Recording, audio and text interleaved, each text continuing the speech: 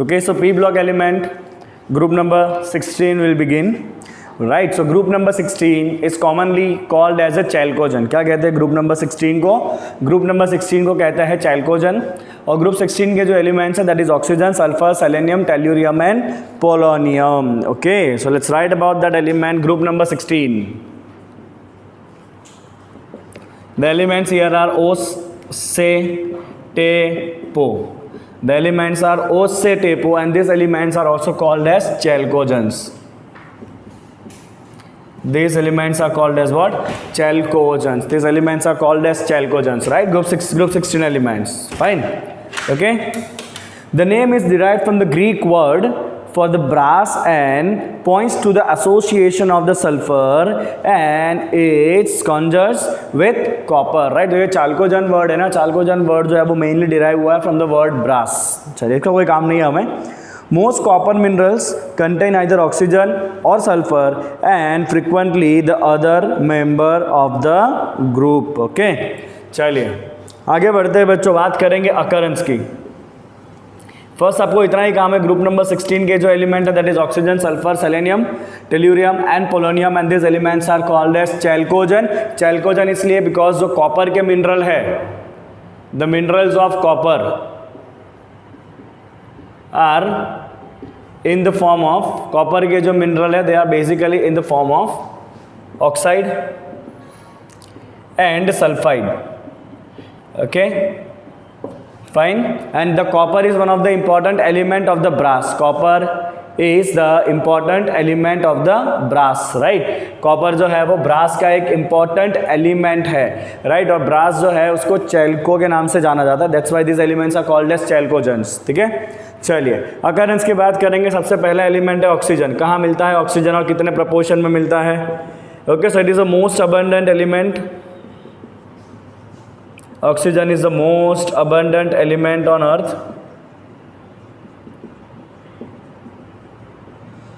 Okay, it forms about 46.6% by mass of earth crust. अर्थ का जो total crust है उसका 46.6% जो है वो ऑक्सीजन से बना हुआ है. ठीक है, then further dry air, air में कितना होता है तो 20.946%. Around you can write 21% oxygen is present in air by volume. Okay, by volume. Fine. चलिए अब नेक्स्ट एलिमेंट पे चलते हैं. सल्फर. सल्फर कहाँ मिलेगा, कितना मिलेगा? राइट, तो abundance of the sulphur in the earth crust is only 0.03 to 0.1%.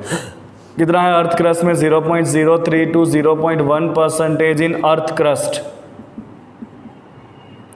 0.03 to 0.1% in earth crust.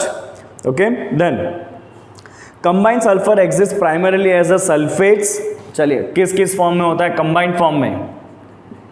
Earth crust में ये कंबाइंड फॉर्म में होता है. कंबाइंड फॉर्म में होगा इन द फॉर्म ऑफ सल्फेट्स, जैसे कि CuSO4. अब यहाँ पे इंपॉर्टेंट फॉर्मूला आ रहा है. CuSO4 into 2H2, this is called as gypsum. Right, CuSO4 into 2H2 क्या है बच्चों? ये जिप्सम है. Okay, then Epsom. Epsom is magnesium sulphate into 7H2. Magnesium sulphate into 7H2 is Epsom salt. Right, and then BaSO4 is barite. BaSO4 is barite. Okay, fine. तो ये उसके sulphate salt है सारे. कौन से सॉल्ट है? This all are the sulphates. Okay, कौन कौन से हैं सल्फेट सॉल्ट उसके? सल्फर के, copper sulphate into 2H2 gypsum, MgSO4 into 7H2 that is epsom, and BaSO4 is barite. Then it also exists in the form of sulfide. ये सारे sulphates हैं. Then it also exists as the form of sulfide. Okay, so in the form of sulfide it exists as galena, that is PbS galena. Then ZnS, that is zinc blend. ZnS is zinc blend.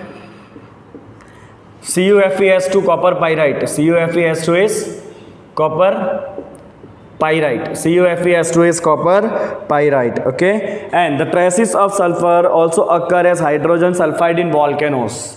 चलिए sulphur का एक और source है hydrogen sulfide in volcano, H2S. Right, and organic materials such as eggs, protein, garlic, onion, mustard, hair and wool, these all contain sulfur. चलिए कौन कौन सा organic material है जिनके अंदर सल्फर होता है? तो the organic material such as eggs, protein, garlic, onion, mustard, hair and wool, these all contain some traces amount of sulfur. इन सब के अंदर सल्फर होता है. तो देख लो सल्फर का occurrence, earth crust very small quantity 0.03 to 0.1%, that too in a combined state as sulfates and sulfides. Sulfate salts are given gypsum, epsom and barite, and sulfides are galena, zinc lead and copper pyrite. ये formula बहुत बार MCQs में पूछा जाता है, तो आपको याद रखना है इसको अच्छे से, ठीक है. And then H2S also present in the volcano eruption, okay, and it also present in the organic compounds such as eggs, protein, garlic, onion, mustard, hair and wool. Okay, तो ये हो गया occurrence of oxygen and sulfur. ठीक है, चलिए अब बाकी element के occurrence की बात करते हैं. If you talk about the occurrence of next two element, selenium and tellurium. चलिए occurrence of next element, selenium and tellurium. Selenium and tellurium, right, they also find in the form of metal selenides and tellurides. Selenides and tellurides, okay. Polonium occur in nature as a decay product of the thorium and uranium medium. चलो इसका next है polonium.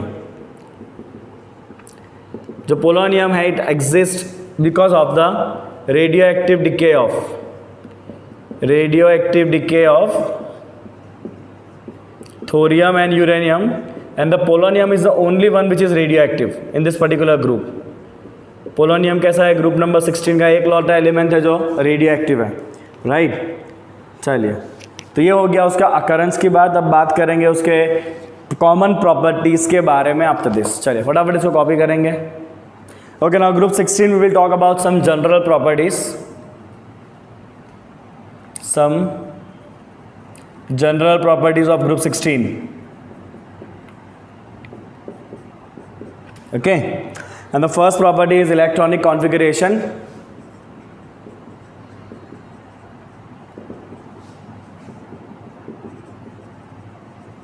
So we know that group 16 has the common electronic configuration NS2NP4. Group 16 का common electronic configuration क्या है भाई? NS2NP4. चलिए atomic and ionic radius. Second is atomic and ionic radius.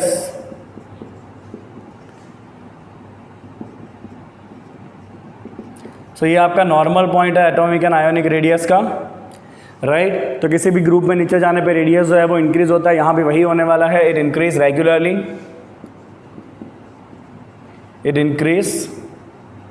Regularly, down the group.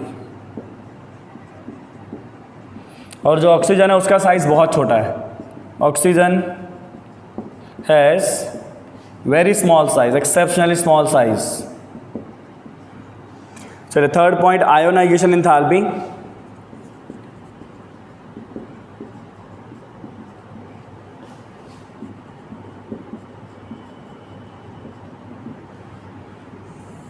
Right, तो ionisation enthalpy में हम 2 point याद रखेंगे. किसी भी ग्रुप में नीचे जाता है, साइज बड़ा होता है. साइज बड़ा होने की वजह से इलेक्ट्रॉन निकालना आसान होता जाएगा. So ionisation enthalpy decrease down the group. Common point है ये. Delta HI decrease down the group. Delta HI decrease down the group due to increase in size. Okay, and if you compare the delta HI for group 15 and group 16, delta HI of group 15 and delta HI of group 16, तो यहाँ पे abnormal trend था, right. Group 15 has the high ionization enthalpy compared to group 16, क्योंकि group 15 का configuration है NS2NP3 and group 16 है NS2NP4. This P3 is half filled electronic configuration. And whenever you want to remove the electron from the half filled orbital, it always require more energy, right? It requires always more energy. That's why group 15 has a high ionization enthalpy compared to the group 16. Okay, चलिए बच्चों आगे बढ़ते हैं. Third property के बाद fourth, the electron gain enthalpy.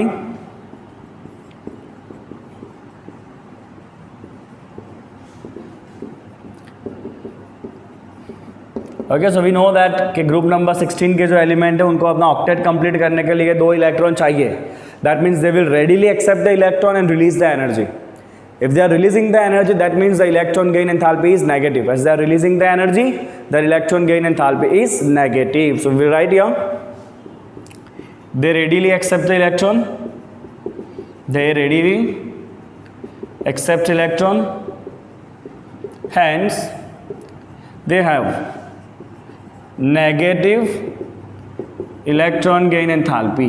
And if you move down the group, electron centre से दूर होने वाला है तो इतना अट्रैक्शन नहीं लगने वाला है, तो इलेक्ट्रॉन गेन एंथैल्पी धीरे धीरे लेस नेगेटिव होती जाएगी. मतलब धीरे धीरे ग्रुप में नीचे जाने से फिर ज़्यादा एनर्जी इवॉल्व नहीं होगा क्योंकि इलेक्ट्रॉन सेंटर से दूर है, राइट? Very obvious. तो हम यहाँ पे लिखेंगे मूविंग डाउन द ग्रुप,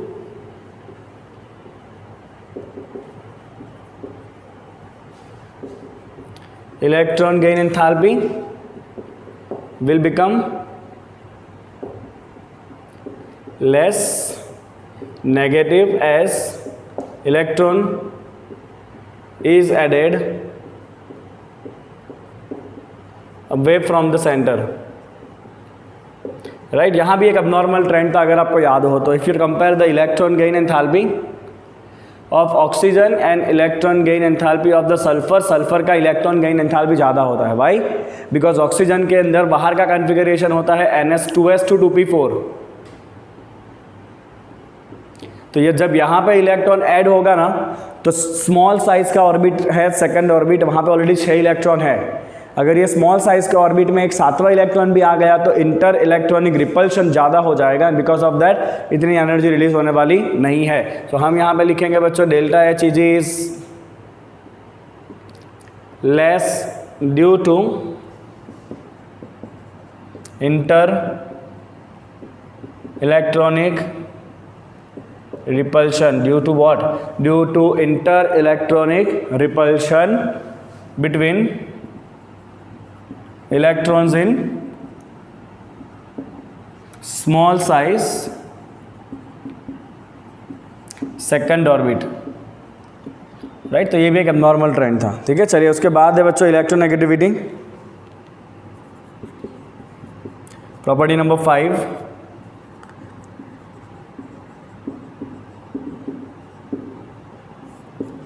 चलिए इलेक्ट्रोनेगेटिविटी की बात करेंगे. सो ऑक्सीजन ऑलवेज छोटी साइज़ का है, तो ऑक्सीजन का इलेक्ट्रॉन क्लाउड जो है वो बहुत ही पास होगा सेंटर से. That means it has a very high ability to attract the electron from the covalent bond. Right, so because of this things जो इलेक्ट्रोनेगेटिविटी की अगर आप बात करोगे तो इलेक्ट्रोनेगेटिविटी जो है that is very high electronegativity of oxygen due to small size of it, due to small size of it. Okay, and if you move down the group, obviously electron centre से दूर जाते जाएंगे तो फिर उतना easily attract नहीं कर पाएगा. मतलब electronegativity decrease down the group. Electronegativity decrease down the group. आपको इतना पता होना चाहिए कि जो इलेक्ट्रोनेगेटिविटी है वो फ्लोरीन का सबसे ज़्यादा है. Fluorine is the maximum electronegative element and next to fluorine oxygen is the second most electronegative element. And this electronegativity जैसे भी किसी भी ग्रुप में नीचे जाओगे तो obviously it is going to decrease. Right, so these are all about the general properties. Right, okay, चलिए within the group electronegativity decrease with increase of atomic number. Okay, चलिए इसका एक और मतलब निकालेंगे. अगर इलेक्ट्रोनेगेटिविटी डिक्रीज हो रहा है ना, इलेक्ट्रोनेगेटिविटी डिक्रीज हो रहा है मतलब नॉन मेटालिक प्रॉपर्टी भी क्या हो रही है? डिक्रीज हो रही है. एंड मेटालिक प्रॉपर्टी क्या हो रहा है? इंक्रीज हो रहा है. तो हम यहाँ पे लिखेंगे नॉन मेटालिक प्रॉपर्टी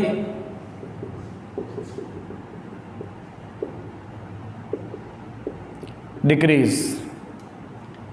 ओके, और जो पोलोनियम है ना, पोलोनियम कैसा है भाई? मेटल है. पोलोनियम कैसा है? मेटल है. बिकॉज जैसे आप नीचे जाओगे वैसे वैसे इलेक्ट्रोनेगेटिविटी घटेगी, मतलब नॉन मेटालिक प्रॉपर्टी घटेगी और मेटालिक प्रॉपर्टी धीरे धीरे बढ़ती जाएगी। तो ये हो गया बच्चों आपका सारे के सारे जो प्रॉपर्टी है वो एक साथ में। Okay okay, now let's talk about the physical properties. 2-3 point है जो हमें ध्यान रखना है फिजिकल प्रॉपर्टीज में, right. So it is oxygen and sulphur are non metal. सबसे पहले तो ओ से Te Po for polonium, right.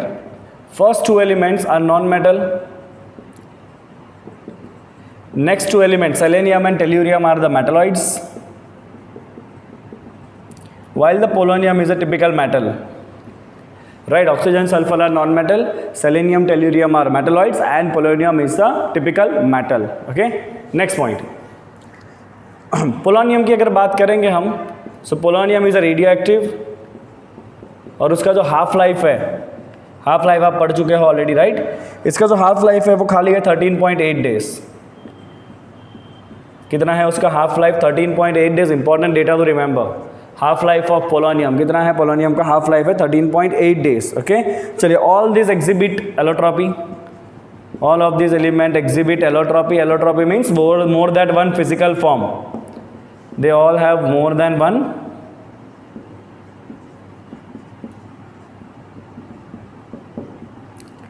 physical form. They all have more than one physical form, means they all exhibit allotropy. Okay.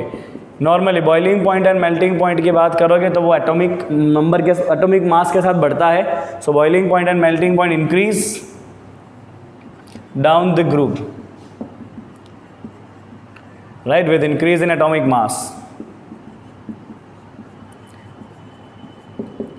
But if you talk about the melting and boiling point of oxygen and sulfur, so you will find a huge difference. See, if I write the difference here, if I write for the oxygen and sulfur, right, so here the melting point is 55 Kelvin and sulfur has 393 Kelvin, while the boiling point of oxygen is 90 Kelvin and then sulfur is 178 Kelvin. Why that much huge difference is there in the melting and boiling point of oxygen and sulfur? इतना ज़्यादा difference क्यों है?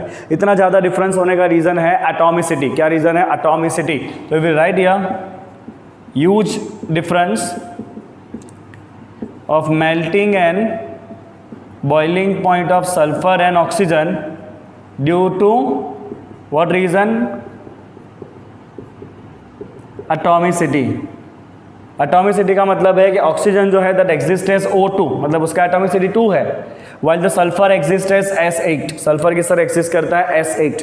तो यहाँ पे 8 molecule साथ में जुड़े हैं, that is why the bonds are going to be very strong. इसीलिए सल्फर का जो मेल्टिंग पॉइंट या बॉइलिंग पॉइंट है वो ऑक्सीजन के कंपेयर में बहुत ही ज़्यादा है, राइट। चलिए, तो ये बात हो गई आपकी about the physical properties, right. चलिए आगे बढ़ते हैं, केमिकल प्रॉपर्टीज की बात करेंगे।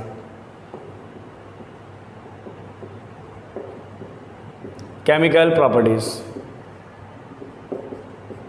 ओके।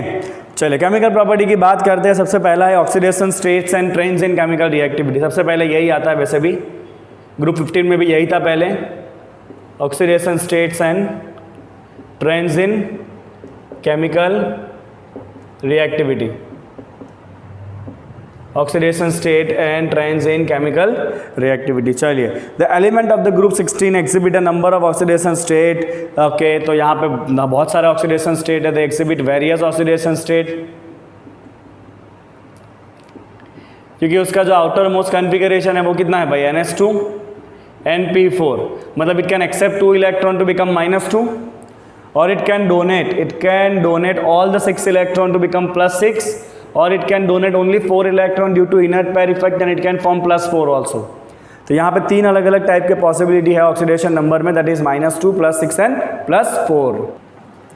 ओके, सो कौन कौन सा कॉमन ऑक्सीडेशन स्टेट है? द कॉन्फ़िगरेशन था NH2 NP4, राइट। तो 2 इलेक्ट्रॉन एक्सेप्ट करके -2 बनाएगा, या फिर सारे के सारे 6 इलेक्ट्रॉन को निकाल के +6 करेगा, या तो फिर इनर्ट पेयर इफेक्ट की वजह से ये 2 इलेक्ट्रॉन कहीं नहीं जाएंगे, 4 ही इलेक्ट्रॉन जाएंगे तो +2 बनेगा, या ऐसा भी +4 बनेगा, या ऐसा भी पॉसिबल है खाली 2 ही इलेक्ट्रॉन निकाले। तो ये उसके कॉमन ऑक्सीडेशन स्टेट है, राइट। चलो अगर आप बात करो बच्चों ऑक्सीजन की, तो ऑक्सीजन जो है उसका जनरल ऑक्सीडेशन स्टेट है -2। ऑक्सीजन का जनरल ऑक्सीडेशन स्टेट कितना है? -2 है, जो नॉर्मल ऑक्साइड में होता है। देन वी नोज दैट -1 होता है पेरोक्साइड में, and oxygen can also exhibit -1/2 in super oxide, right. Oxygen positive oxidation state भी दिखा सकता है, बट साथ में कोई उससे ज़्यादा नेगेटिव जुड़ा होना चाहिए। तो ऑक्सीजन से ज़्यादा नेगेटिव खाली एक ही जन है, और वो कौन है? फ्लोरीन है। So if you talk about OF2, तो यहाँ पे ऑक्सीजन का ऑक्सीडेशन स्टेट जो है वो +2 बनता है, या if you talk about O2F2, यहाँ पे ऑक्सीजन का ऑक्सीडेशन स्टेट कितना बनता है? +1 बनता है, राइट। चलिए हो गया बच्चों ऑक्सीजन के बारे में। बाकी एलिमेंट के जो जनरल ऑक्सीडेशन स्टेट है वो यहाँ पे लिखे हैं -2 6 4 2, राइट। बट जैसे जैसे आप ग्रुप में नीचे जाओगे वैसे वैसे +4 ज़्यादा डोमिनेट होता जाएगा, क्योंकि ये S के 2 इलेक्ट्रॉन जल्दी निकलते नहीं हैं because of inert pair effect, जो हमने ग्रुप नंबर 15 में भी सीखा था, राइट। तो यहीं पे वो पॉइंट यहाँ पे भी हमें मेंशन करना ही है, ओके। चलिए आगे लिखेंगे, they have +4 and +6 state very common,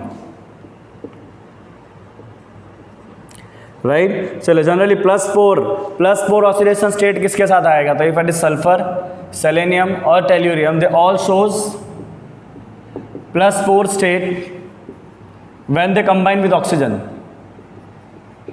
जब उनके ऑक्साइड्स होंगे ना, जब इनके ऑक्साइड्स है तो वो नॉर्मली +4 स्टेट में रहेंगे, बट जब फ्लोरीन होगा ना, फ्लोराइड जो है ना, वो फ्लोरीन इतना ज़्यादा इलेक्ट्रोनेगेटिव है कि 6 के 6 इलेक्ट्रॉन को खींच लेगा। So they also exhibit +6 with fluorine, they exhibit +6 with fluorine, right. तो बाकी जो एलिमेंट है ग्रुप के वो +4 भी दिखाते हैं, +6 भी दिखाते हैं। ग्रुप में नीचे आने से +4 ज़्यादा स्टेबल होता जाता है due to the inert pair effect, right. +4 become more stable due to inert pair effect, okay. चलो +4 become more stable due to inert pair effect,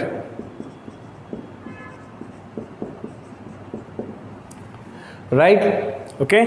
चलिए एक और पॉइंट लिखेंगे, पोलोनियम जो है that hardly shows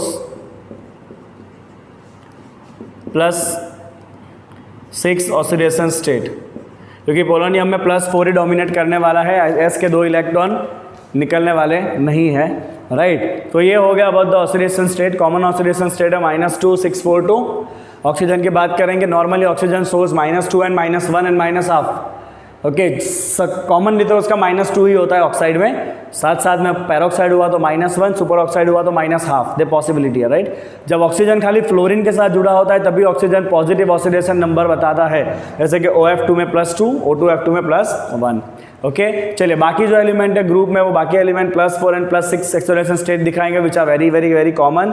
sulphur, selenium, tellurium, this shows +4 oxidation state जब वो oxygen के साथ कंबाइन होंगे, एंड +6 स्टेट जब वो फ्लोरीन के साथ कंबाइन होंगे। तो मैं यहाँ पे लिख देता हूँ +4 किसके साथ? ऑक्साइड में अंदर, +2 किसके साथ? फ्लोराइड, सॉरी +6 किसके साथ? फ्लोराइड में। +6 स्टेट कहाँ दिखाएगा? फ्लोराइड में दिखाएगा। +4 स्टेट कहाँ दिखाएगा? वो ऑक्साइड में दिखाएगा। तो ये हो गया about the oxidation state, right. चले जैसे ही ऑक्सीडेशन स्टेट हो गया, अब इसके बाद आता है anomalous behaviour of the oxygen. हमने ग्रुप नंबर 15 में भी देखा था कि जो पहला एलिमेंट है उसकी प्रॉपर्टी बाकी एलिमेंट से अलग होती है, राइट। उसकी रिएक्टिविटी बाकी एलिमेंट से अलग होती है। सेम ग्रुप नंबर 16 में भी है, राइट, कि जो पहला एलिमेंट है ऑक्सीजन वो बाकी एलिमेंट से थोड़ा सा अलग पड़ने वाला है। रीज़न सेम है, जो रीज़न नाइट्रोजन के एनॉमलस बिहेवियर का था वही सेम रीज़न जो है ना वो ऑक्सीजन के भी एनॉमलस बिहेवियर का है, ओके। चलिए इतना कंप्लीट करिए, उसके बाद देखते हैं anomalous behaviour. Okay, let's write about the anomalous property.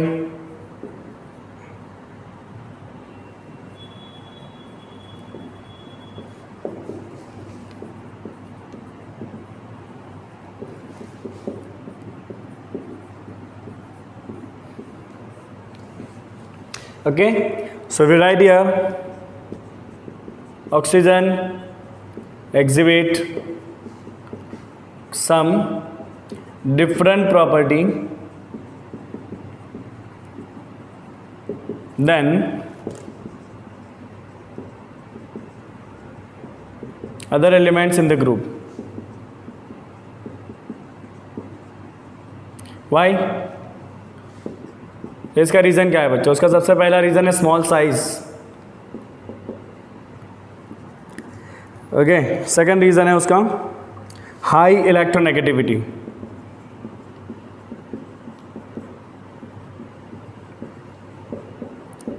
And because of both these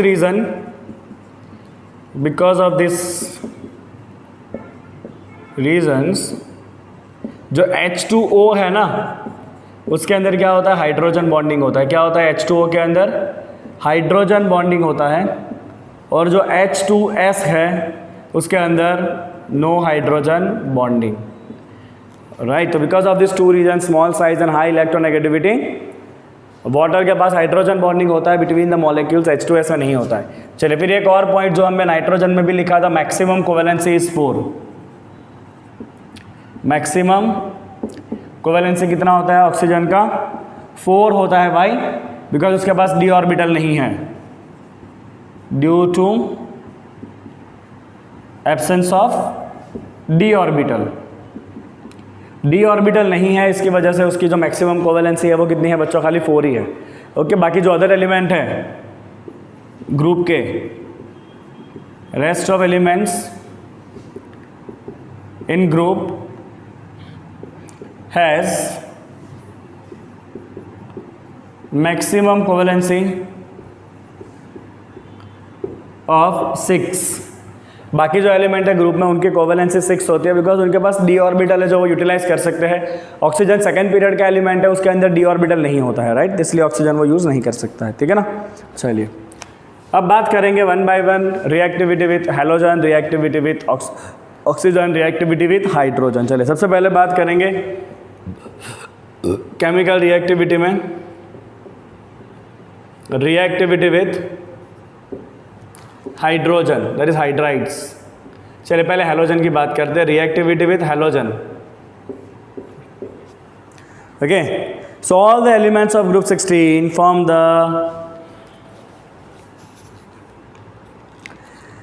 large number of the halides of the which type. चले कौन कौन से टाइप के हैलाइड बनेंगे? तो they can form the halide of EX6, EX4 and EX2, क्योंकि उनके पास 3 positive oscillation state थे. कौन कौन से थे? +2 भी था, +4 भी था, +6 भी था. तो they can form EX6 type halide, EX4 type halide and EX2 types of halide. 3 type के हैलाइड पॉसिबल है. ओके. चलिए the stability of the halide decrease in the order. Stability की बात करेंगे हैलाइड की, तो सबसे ज़्यादा स्टेबल फ्लोराइड होगा, फिर क्लोराइड होगा, फिर ब्रोमाइड होगा एंड फिर आयोडाइड होगा. Right. This is the order of stability. Reason भी बहुत सिंपल है, फ्लोरीन सबसे छोटी साइज का है, सबसे स्ट्रॉन्ग बॉन्ड बना लेगा फ्लोरीन, तो वो स्टेबल हो जाएगा. ठीक है. चलिए almost amongst the hexa halides, hexa fluorides are the only stable halide. चलिए आप ये हेक्सा हैलाइड की बात करोगे ना, तो हेक्सा हैलाइड में खाली और खाली EF6 खाली हेक्सा फ्लोराइड से स्टेबल है. Hexafluorides are only stable for EX6, क्योंकि +6 ऑक्सीडेशन स्टेट कौन निकाल पाएगा भाई? +6 ऑक्सीडेशन स्टेट वही निकाल पाएगा जो खुद बहुत ज़्यादा इलेक्ट्रोनेगेटिव हो, जैसे कि fluorine. So when the fluorine is combined then only the +6 oxidation state is possible, otherwise नहीं होता है वो पॉसिबल. ठीक है. चलिए आगे देखते हैं. All hexafluorides are gaseous in nature. चले जितने भी हेक्साफ्लोराइड है वो सारे कैसे है नेचर में? गैसियस है. Okay. They have octahedral structure. चलिए स्ट्रक्चर कैसा है उनका? ऑक्टाहेड्रल है. EX6 सिंपल सी बात है, पता ही होगा आपको. SF6 का स्ट्रक्चर क्या होता है? ऑक्टाहेड्रल होता है. Right. Sulphur as SF6 is exceptionally stable for the steric reason. Right. एक और पॉइंट है यहाँ पे, SF6 is very stable. Why? Due to steric reason. It is highly stable due to the steric reason. कौन? SF6 is highly stable due to the steric reason. Right. चलिए ये हो गया अबाउट EF6. चलिए now amongst the tetrafluoride SF4 is gas, SeF4 is liquid and TeF4 is solid. चलिए ये तो हो गया हेक्साफ्लोराइड. अगर बात करें टेट्राफ्लोराइड की, EF4 टेट्राफ्लोराइड की बात करोगे तो जो SF4 है वो कैसा है? गैस है. राइट. SeF4 कैसा है? SeF4 लिक्विड है. एंड TeF4 जो है वो कैसा है? नेचर में सॉलिड है. TeF4 कैसा है? नेचर में सॉलिड है. Right. Then this all will have which hybridization? इन सबका हाइब्रिडाइजेशन होगा बच्चों sp3d. Okay. And they have the trigonal bipyramid structure. okay, in which one of the equatorial position is occupied by the lone pair of the electron and the geometry is seesaw. ये आपको पता ही होगा बच्चों, EF4 की अगर आप बात करोगे तो ये जो एलिमेंट है आपके ग्रुप नंबर 16 के, उनके पास 6 इलेक्ट्रॉन है वैलेंस में, 6 में से 4 जुड़ेंगे बॉन्ड में, 4 जुड़े बॉन्ड में, एक पेयर बाकी बचा, तो 5 इलेक्ट्रॉन पेयर हो गए। तो 5 इलेक्ट्रॉन पेयर का अरेंजमेंट कैसे होता है भाई, आपको पता ही है, 5 का अरेंजमेंट होता है इस तरह से, ट्रिगोनल बाई पिरामिड, और 5 में से 4 जगह पे बॉन्डिंग है, एक जगह पे लोन है, तो लोन पेयर ऑब्वियसली यहीं रहने वाला है, और ये 4 जगह पे क्या होना है भाई, बॉन्डिंग पेयर होने वाला है, राइट। तो इसका ज्योमेट्री क्या होगा, इसका पूरा ज्योमेट्री देखो तो ट्रिगोनल बाई पिरामिड है, और अगर इसके शेप की बात करोगे तो शेप क्या होगा, सी सॉ होगा, राइट। तो यहाँ पे अगर आप लिखो तो geometry is trigonal bipyramid, okay, और इसके शेप की बात करोगे तो शेप क्या होगा इसका, सीसॉ। क्या शेप होगा इसका, सीसॉ। यहाँ पे ऑक्टाहेड्रल कैसे हुआ, तो 6 के 6 इलेक्ट्रॉन पेयर बॉन्डिंग है, so we know that this shape is octahedral. So it is all about EF6, it is all about EF4, EF6 and EF4, ठीक है। चलिए अभी बात करनी बाकी है हमें EF2 के बारे में। 3 टाइप के हैलाइड थे, 6 थे, 4 थे और 2 थे। 6 वाले का डेटा ये रहा, 4 वाले का डेटा ये रहा। अब बात करेंगे EX2 के बारे में। चलिए आप लोग लिखते जाइए साथ साथ में, EX2 क्या कहता है, let's see. EX2,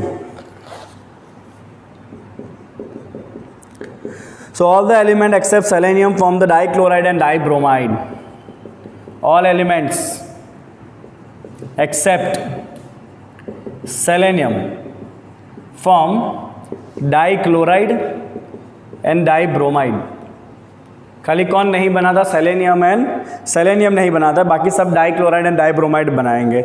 this dihalides are form by sp3 hybridization and thus have the tetrahedral structure. चलो अगर इसकी बात करेंगे, 6 इलेक्ट्रॉन है, राइट, उसमें से 2 जो है वो बॉन्डिंग में लेने हैं, तो ये 2 बॉन्डिंग पेयर हो गई, और 2 कैसे हो गई, lone pair. 2 bonding pair, 2 lone pair, इसका मतलब ये हो जाएगा आपका 4 इलेक्ट्रॉन पेयर, मतलब sp3 हाइब्रिडाइज टेट्राहेड्रल। तो ये हो गया आपका सेंट्रल एटम, ये टेट्राहेड्रल शेप, 2 जगह पे लोन पेयर, 2 जगह पे हेलोजन, राइट। तो इसका हाइब्रिडाइजेशन क्या होने वाला है, यहाँ पर लिखते चलो, इसका हाइब्रिडाइजेशन हो जाएगा sp3, ज्योमेट्री हो जाएगा टेट्राहेड्रल, ज्योमेट्री हो जाएगा टेट्राहेड्रल, राइट, और इसका शेप हो जाएगा एंगुलर और बैंड। क्या शेप होगा इसका, बैंड, बिकॉज शेप में इतना ही देखते हैं हम, और the shape here is bent shape, right. चलिए the well non monohalides are dimeric in nature. चलो अभी तो इसमें मोनोहैलाइड भी है, मोनोहैलाइड मतलब E2X2, these are monohalides, okay, and this monohalides exist as dimer, they exist as dimer.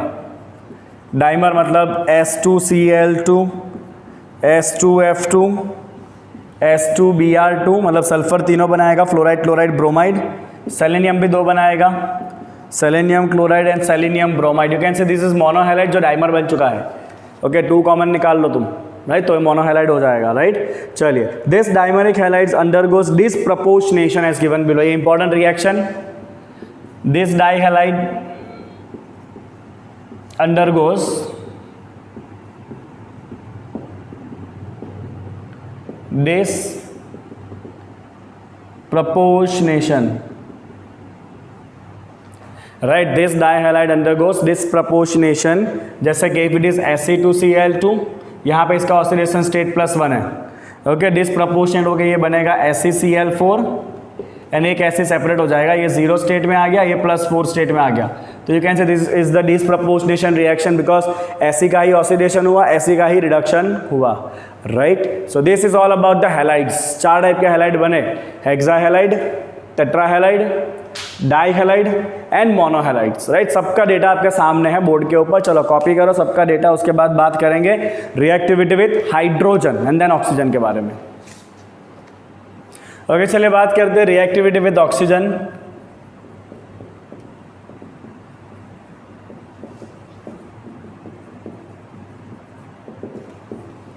Okay, reactivity with oxygen. Fine. So all these elements form the oxides of EO2 and EO3 type. 2 type के oxide बनेंगे बच्चों, EO3 and EO2, because 2 type के oxidation state है, +4 and +6, right. So you will get 2 types of oxide, EO2 and EO4, right. चलिए, और element कौन कौन सा हो सकते हैं यहाँ पे? तो जो E है ना वो सारे एलिमेंट नहीं है. E is sulphur, selenium, tellurium और पोलोनियम इटसेल्फ, राइट. चलिए, सबसे पहले ऑक्सीजन का ऑक्साइड की अगर बात करेंगे, that is ozone, O3, and sulphur dioxide, SO2, these are gases. While SeO2, right, is solid. Selenium dioxide कैसा है? Solid. So we are right now talking about EO2. We are talking about EO2. जैसे कि OO2 that is O3 and SO2 they are gases. SeO2 is solid, right. चलिए, reducing property of dioxygen decreases from SO2 to TiO2. Reducing property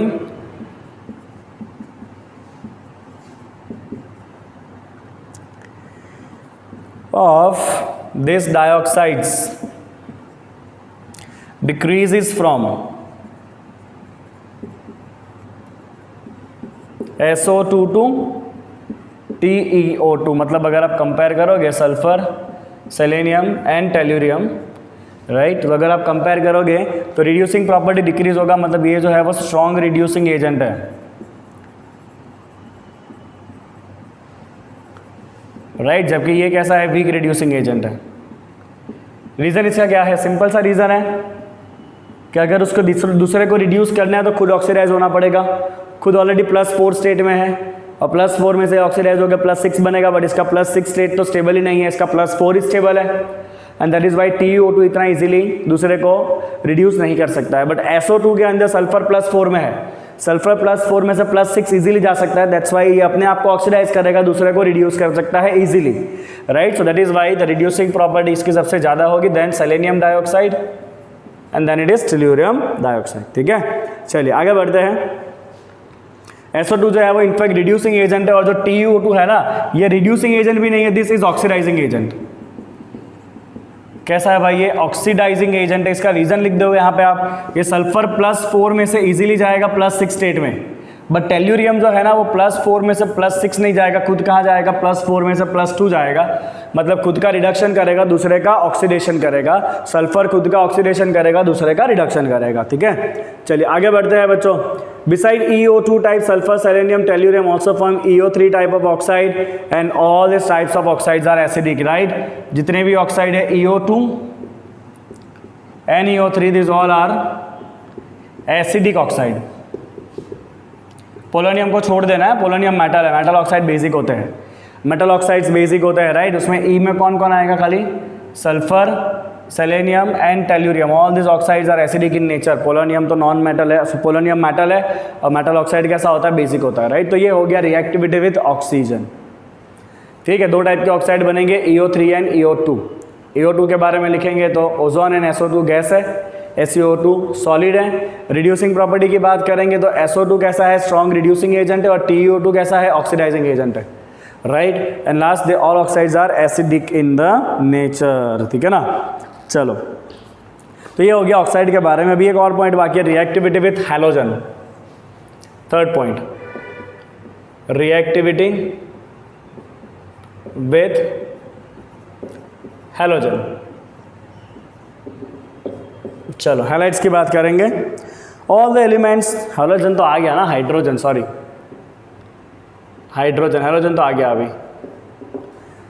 चलिए, all the elements of group 16 form the hydrides of type H2E. किस type के hydride बनेंगे? H2E, because hydrogen +1 state में है और इसका element का नेगेटिव स्टेट एक ही था -2. तो एलिमेंट कौन सा आपका हाइड्राइड कौन सा बनेगा? H2E बनेगा, राइट. जैसे कि H2O, H2S, H2Se, H2Te. This is what it will form, right. चलिए, some properties of the hydrides are given in table. Their acidic character increases from H2O to H2Te. चलिए, acidic character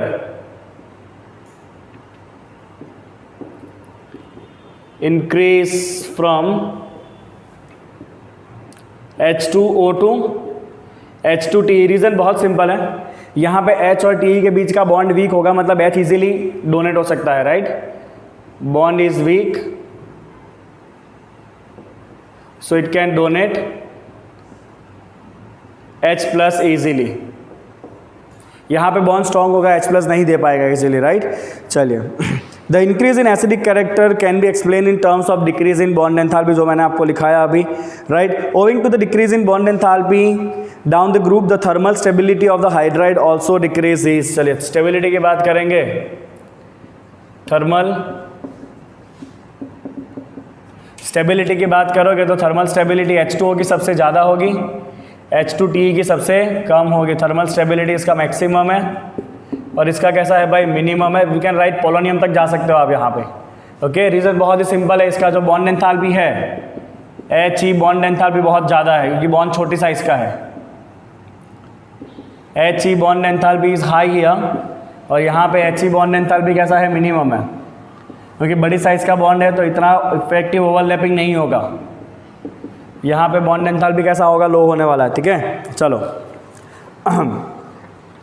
आगे बढ़ते हैं। Next point, all the hydride except water possess reducing property and this character increase from H2S to H2T। चलिए next point, reducing property. Next point is reducing property. Okay, let's talk about that reducing property. Okay, so you talk about the reducing property, then H2O जो है वो non reducing है। H2O कैसा है, H2O is non reducing, पर आप जैसे ही H2S से H2T की तरफ जाओगे तो H इजीली डोनेट हो सकता है, मतलब दूसरे का रिडक्शन कर सकता है, मतलब रिड्यूसिंग प्रॉपर्टी विल इंक्रीज और will happen reducing property increase. ऐसे छोटे छोटे बहुत सारे पॉइंट हैं जो आपको ना अच्छे से ध्यान रखने हैं, तभी आप MCQs के अंदर ना सक्सेस हो पाओगे। MCQs में सक्सेस होने हैं तो ऐसे जो थियरी है ना वो आपको बहुत ही अच्छे से आने चाहिए, तभी जाके आप MCQs के अंदर सक्सेसफुल हो पाओगे, otherwise it will be very difficult. MCQ आपके मार्क हमेशा खा जाएगा।